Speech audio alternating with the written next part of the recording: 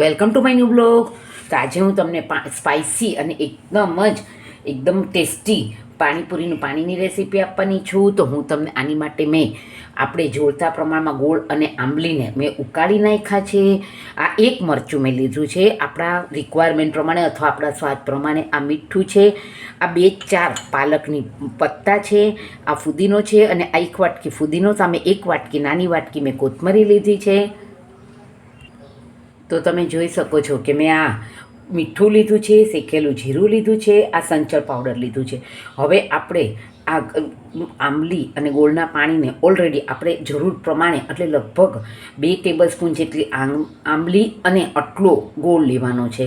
તો આપણે એને ઉકાળી નાખવાનું છે. અને હવે હું આ બધાને મિક્સ કરી અને તમને સ્પાઇસી સરસ એવું પાણી બનાવીને દેખાડું છું.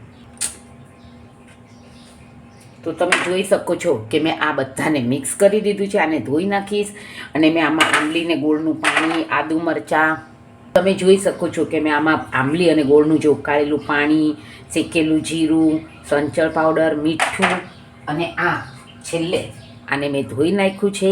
અને મરચું ને આદુ બધાને જ હવે હું મિક્સરમાં ચર્ન કરી લઈશ. તો તમે જોઈ શકો છો કે આ એકદમ આપણું સરસ પાણીપુરીનું પાણી તૈયાર થઈ ગયું છે. અને હવે આને તો તમે જોઈ શકો છો કે મેં આમાં અડધું લીંબુ લઈ લીધું છે અને અડધું લીંબુનો રસ હું આમાં નાખી દઈશ.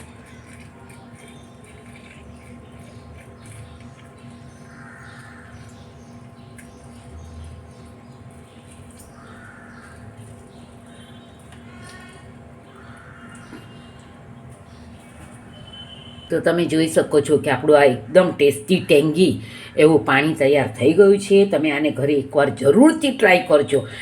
બહુ જ સરસ બને છે. અને મારી